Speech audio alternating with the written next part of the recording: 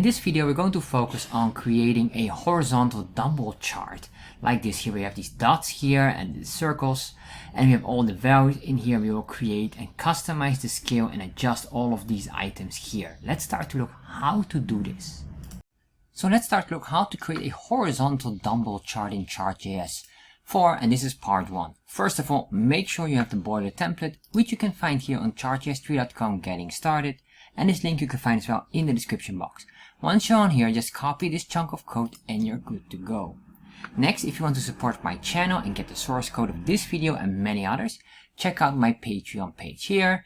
The link as well you can find in the description box. So what we're going to do is we're going to scroll down here, and what I want is first to convert this into a proper horizontal bar chart. So we're going to in the options, we're going to index axis.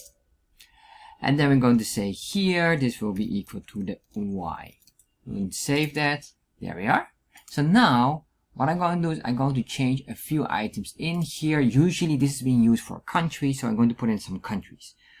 I'll say USA, Belgium, Spain, South Africa,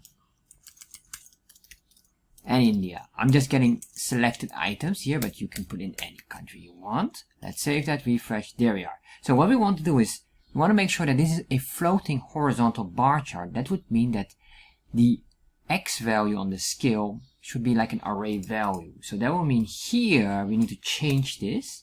So what I'm going to do here is the following. We're going to say X, and this X will have an array. And in this array we have, let's say, 70 by 80, comma, and then the Y value, I'll just select here USA as the specific country that's related to it. If I save this right now, you should see here now a floating bar chart, as you can see here, exactly on the segment that we selected. So what I'm going to do is I'm going to add up a few more. In total here we have 5.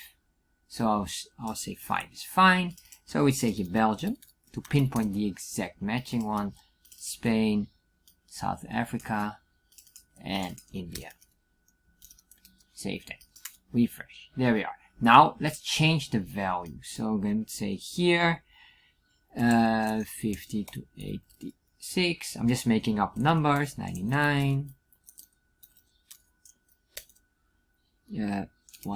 Let's say here 100 to 120, and here 150 by, I guess, 99 as well. I'll just save that, refresh, there we are. You can see here we have a border skipped, so let's make sure that this border here is being covered as well. We're going to say here, comma, border skipped equals false. Save, refresh, there we are. Now we have all of these borders nicely. So what we need to do here, and that is probably a nice one as well, because it's a dumbbell, meaning that we have rounded dots here and at the other side. So I'm going to say here, border radius. And you can put it as high as possible. Even if you do 1000, it will not matter. It will just create a full circle. So now we have this here.